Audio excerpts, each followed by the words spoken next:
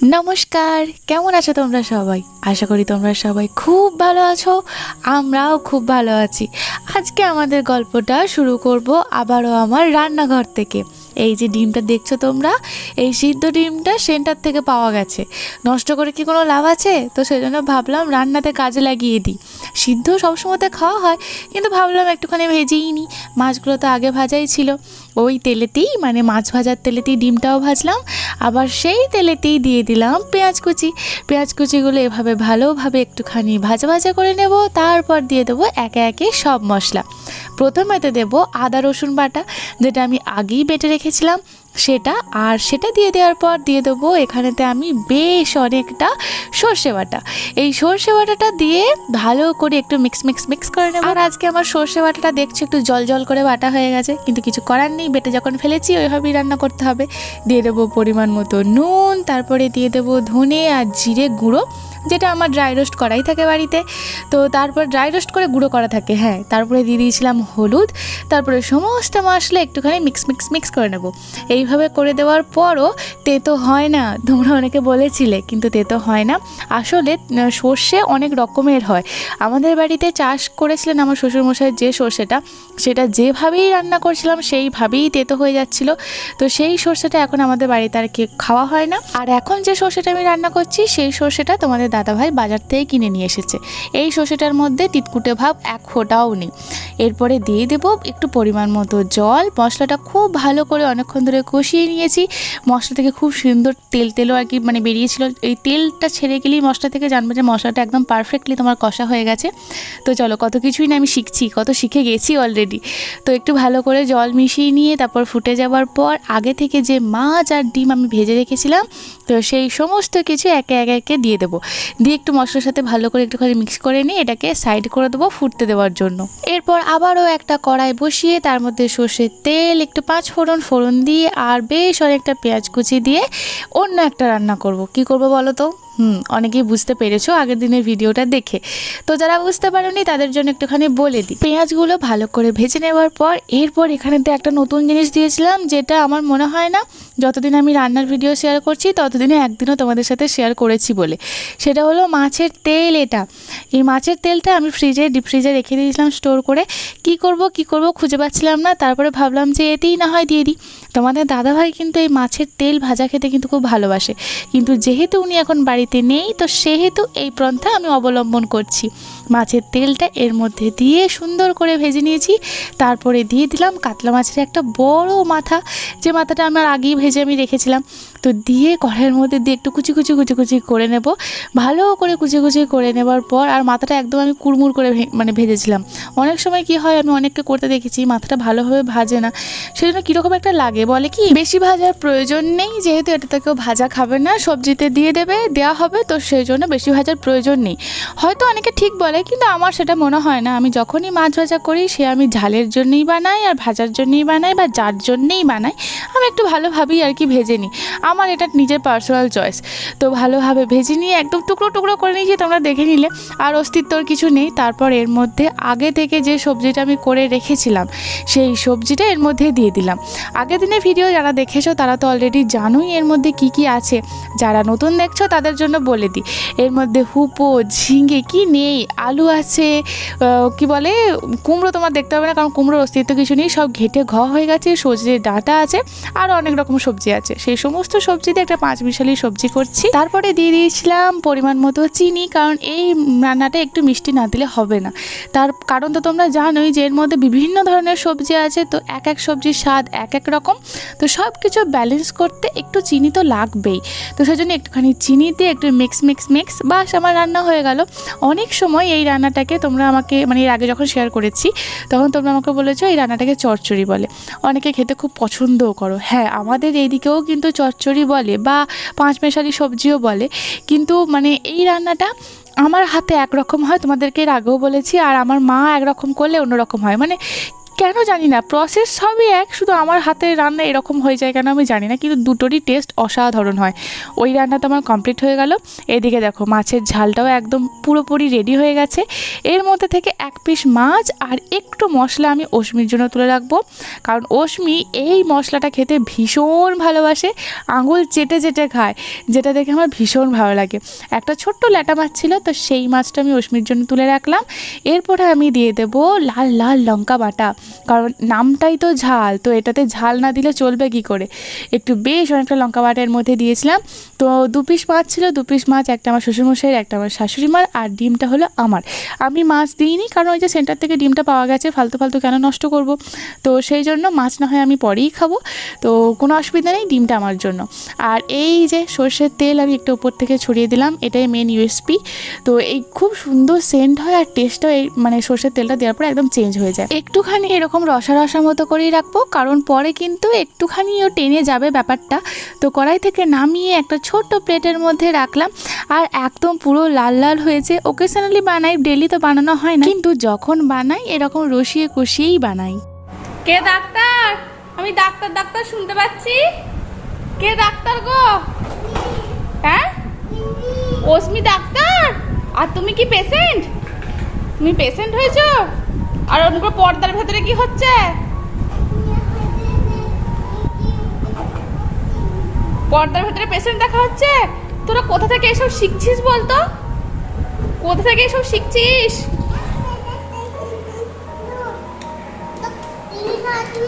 পর্দার ভেতরে ট্রিটমেন্ট চলছে এখন, পেটের ভেতরে। ওগুলো কি? হ্যাঁ, সরা, ওর কাছে সরে যা। পর্দাটা তুলে দি। হ্যাঁ না, অশ্মি হয়েছে এখন আমাদের ডাক্তার বাবু। অশ্মি আমাদের ডাক্তার বাবু হয়েছে, আর আরসি হয়েছে পেশেন্ট। ওদের এখন এই ডাক্তার ডাক্তার খেলা হচ্ছে। চলো খেলা করো তোমরা। 11টা বেজে গেছে, প্রায় সব রান্নাই হয়ে গেছে, শুধু ডালটা আর কি সম্পূর্ণ একটু মানে ফোড়ন দেবো, আর ভাতটা বসাবো, এখনো ভাত বসাইনি। এই দুটো রান্না হয়েই কমপ্লিট, কিন্তু এখন এটা একটুখানি স্টপ রাখতে হবে, একটু পরে করবো, কারণ অশ্মি 11টা অলরেডি বেজে গেছে। অশ্মিকে ফলটা খাওয়াই, তারপর স্নান করাই, তারপর এসব এগুলো হবে। মেয়েটাকে ফল খাওয়াতে গিয়ে দেখলাম মেয়ে ফল খেতে এখন একদমই রাজি নয়, এত খেলায় মত্ত হয়ে গেছে। ঠিক আছে চলো, খেলায় যখন মত্ত হয়েছে ভাবলাম যে চলো এদিকে আমার অন্য একটা রান্না আমি বানিয়ে ফেলি। সর্ষের তেল দিয়ে একটুখানি 5 ফোড়ন দিয়ে আর পেঁয়াজ ফোড়ন দিয়ে পেঁয়াজটাকে ভালো করে ভেজে নিয়ে এই যে আগে থেকে সিদ্ধ করে রেখেছিলাম মুসুরির ডাল, সিদ্ধ করার পর দেখো কতটা হয়েছে। আগের দিনে একজনের কমেন্ট আমি তোমাদেরকে বলেছিলাম, সেই কমেন্ট শুনে তোমাদের মধ্যে একজন বলেছো, ঠিকই বলেছো, যে কেউ ডাল মোটা খায় মানে ঘন খায়, কেউ একদম গঙ্গা জলের মতো পাতলা খায়। দেখো মোটা ঘন ডাল ওকেশনালি আমাদের এখানেতে হয়, কিন্তু আমি যে ডালটা বানাই একদম গঙ্গা জলের মতো পাতলাও জল টেলে নয়, আবার একদম ঘন চাপ ডাল নয়, যেটাকে একদম মনে হয় কেটে কেটে কেটে কেটে খেতে হচ্ছে, একদম নয়, মানে ওই মিডল মাঝারি বলতে পারো। তো এমনি নর্মাল ডেলি লাইফে মানে প্রত্যেক দিনে খাওয়ায় আমার মনে হয় এটা একদম ঠিকঠাক। তুমি যে কমেন্টটা করেছো সেটা একদম ঠিক বলেছো। তো চলো ওখানেতে সিদ্ধ করা ডালটা দিয়ে দিলাম কড়াইয়ে, আর এর মধ্যে একটুখানি জল দিয়ে বাকি কুকারেতে যতটুকু ডাল আর কি লেগে আছে তো সেটাকে পরিষ্কার করে মানে একটুখানি জলের মধ্যে দিয়ে এর মধ্যে দিয়ে দেবো। বাস এরপর এটাকে একটুখানি ফুটতে দেবো। নুনটা মাঝখানে চেক করে দেখেছিলাম যে একটুখানি নুনটা কম কম ছিল, কারণ নুন আর হলুদ দিয়ে আমি সিদ্ধ করেছিলাম, তো সেই জন্য হলুদটা আর এক্সট্রা করে দেওয়ার কোনো প্রয়োজন নেই। নুনটা একটু কম কম মনে হয়েছিল, সেটা আমি পরে এর মধ্যে অ্যাড করে দিয়েছিলাম। সব রান্না প্রায় শেষের দিকে, কিন্তু ভাতটাই হয়নি, মেন জিনিসটাই হয়নি, কারণ ওই যে চালটা ভিজিয়ে রেখেছিলাম। আর তাছাড়া কি বলতো, মানে ভাতটা যদি একটা ওভেনেতে বসাইস তো ভাত হতে তো অনেকক্ষণ সময় লাগে, একটা ওভেন পুরো ব্লক হয়ে যায়। এদিকে যদি আমি সবজিগুলো তাড়াতাড়ি করে দুটো কড়াই দুটো ওভেনেতে বসিয়ে নিই, খুব চটজলদি হয়ে যায়। তো সেই জন্য ভাতটা আমি ইদানিং শেষের দিকেই বসাচ্ছি। অজমির এই সেন্টার যাওয়ার জন্য আমি ডেইলি শাড়ি পরছি, যেটা তোমরা খুব ভালো নোটিশও করেছো। আর সত্যি কথা বলতে সকালে ঘুম থেকে উঠি আমি বাসি জামা কাপড় ছেড়ে সকালে কাঁচা সুন্দর মানে নতুন জামা কাপড় পরে নিই, যেটা একদম বাসি থাকে না, তো সেই জামা কাপড় যেটা পরি। কিন্তু প্রত্যেক দিন তো অশ্মিকে এখন আমাকে সেন্টার নিয়ে যেতে হচ্ছে, তো সেই জন্য আমি একেবারেই শাড়ি পরে নিচ্ছি, নাহলে আবার বাসি জামা কাপড় চেঞ্জ করে নাইটি পরবো, আবার শাড়ি পরবো, তো একটু মানে টাইম টেকিংয়ের ব্যাপার, তো সেই জন্য একদমই আমি শাড়িটা পরিনি। তো তো অস্মিকে দিয়ে আসি, তারপর এসে রান্নাবান্না করি, আবার অস্মিকে আনতে যেতে হয়। তো আমি আবার শাড়িটা পরে যাব, মানে সেন্টারে দিয়ে আসবো, তারপর এসে আবার নাইটি, মানে শাড়িটা চেঞ্জ করে নাইটি পরবো, আবার ওকে যখন আনতে যাব তখন আবার শাড়ি পরবো। মানে তাহলে তো আমি বাকি কাজগুলো করবোই কখন, যদি এতবার করে আমাকে ড্রেসই চেঞ্জ করতে হয়। আজকে অস্মির ফল একটা লেবু আর এই হচ্ছে বেদানাটা, এই দুটোই আজকে অস্মিকে খাওয়াবো। দুটো বালতিতে এক ফোঁটা জল নেই, এই বালতিতেও জল নেই, এতেও জল নেই, শুধু এই বালতিটাতে যা অল্প একটুখানি জল আছে। রান্নাটা কমপ্লিট করি, তারপরে আমি আবার জলও করবো। আবার সেন্টার থেকে ফিরে আসার পর মনে হয় না যে আবার আমি শাড়িটাকে চেঞ্জ করি, কারণ তখন আমি একেবারে ঘেমে নিয়ে একসার কাণ্ড হয়ে যায়। তো সেজন্য ভাবি বাকি যেটুকু আমার রান্নাবান্না বা কাজকর্ম আছে সেগুলো একদম সেরে নিই, যখন স্নান করব স্নানের পর না হয় শাড়িটাকে চেঞ্জ করে নাইটি পরে নেব।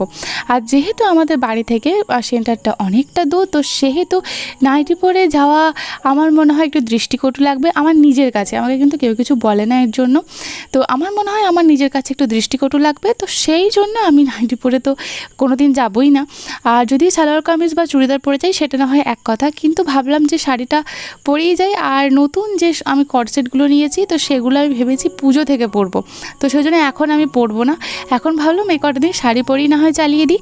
তোমরা অনেকে বলেছো যে শাড়ি পরে আমাকে পুরো একদম আমার মায়ের মতো লাগে, শুধু ইউটিউব ফ্যামিলি মেম্বাররা নয়, আমাকে অনেকেই এটা বলে যে বিয়ের পর শাড়ি পরে বা শাঁখা সিঁদুর পরে একদম আমি আমার মায়ের মতনই দেখতে লাগি।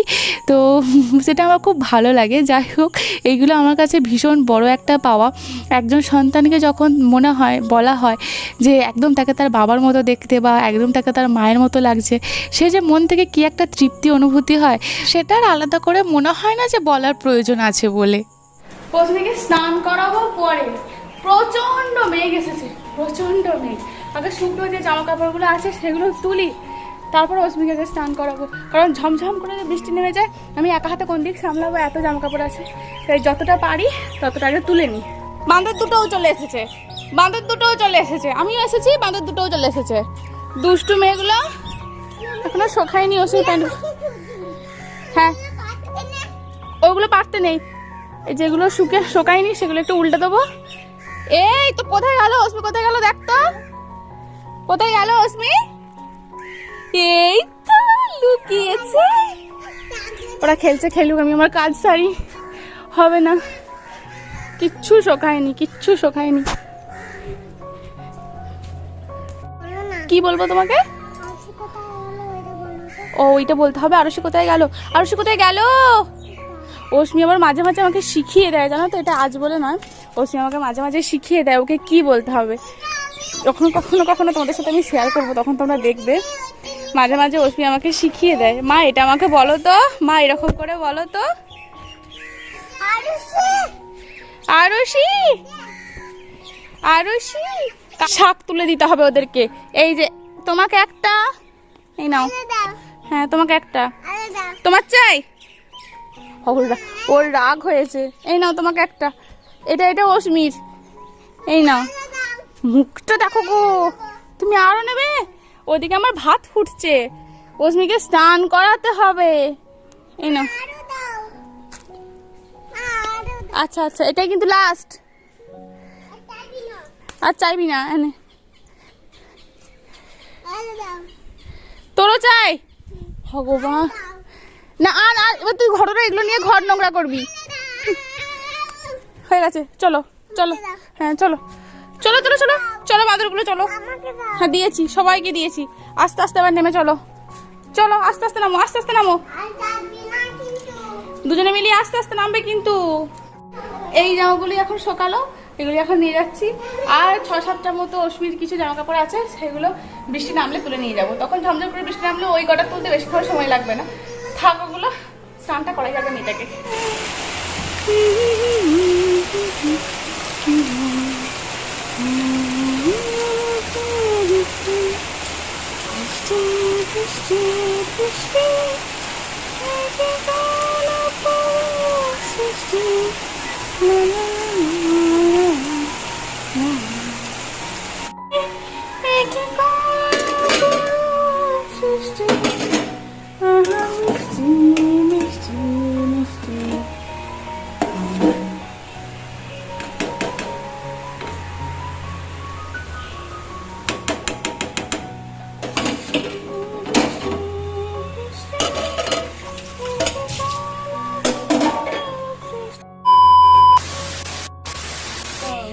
আমি নামবো আজকেও। দেখেছিস? চুপ করে দাঁড়িয়ে থাক। এবার দেখো পোজ দিচ্ছে। এবার কি হচ্ছে? পোজ দেওয়া হচ্ছে। ওইদিকে রাখা আমার, ওইদিকে। আসছে। না আমি বসবো না, আমি নামবো এদিকে। ওসমি আর আরুষি প্রথমবার দেখবে আমাকে এদিকে নামছে। মনে আছে আমরা একবার সেই নেমেছিলাম, তোর তোর ফোন পড়ে গেছিল।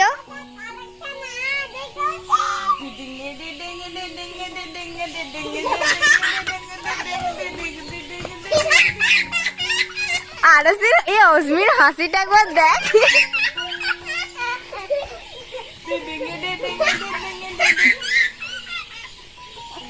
অজমির হাসিটা কিরকম পারা।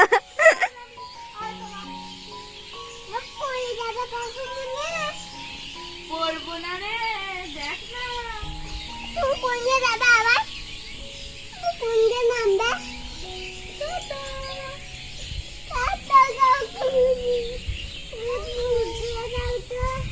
আবার ও আবার বলছে আমাকে উঠিয়ে দাও তো। অজমি বলছে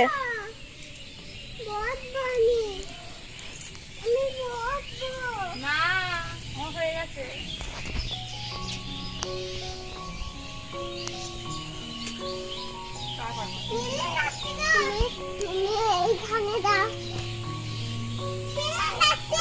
কোথায় রে? মাছ মরেছে, দেখ কেমন ওই দেখ।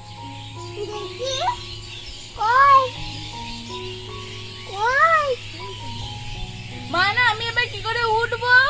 আমাকে তুলে দাও মানা, আমাকে তোলো, আমি উঠতে পারছি না মানা, আমাকে তোলো মানা।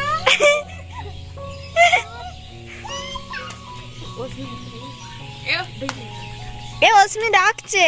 ওসমি, ওসমি সোনাই আমাকে তুলে না, আমি দেখ কি দুষ্টুমি দেখ। ও ছুড়বি না মানা, ছুড়বি না, ছুড়বি না। ওইটা আমাকে দিতে হবে। আচ্ছা ওসমি, ওসমি আমাকে তুলে দে, আমি উঠতে পারছি না মানা, উঠতে পারছি না, আমি কি করে উঠবো?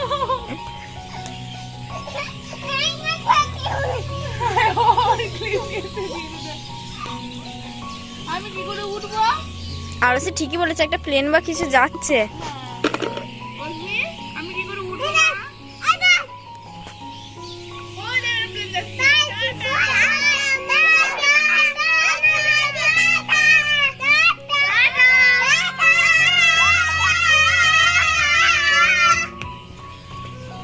চলো এবার আমি উঠি।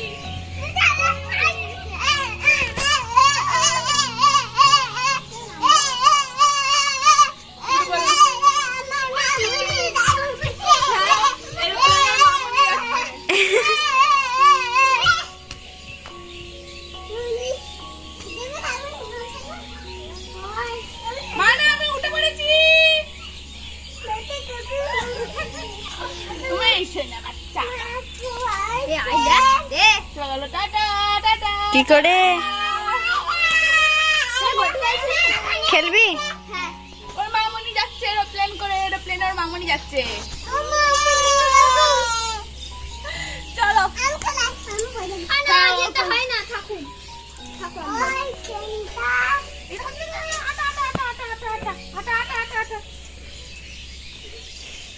চল চল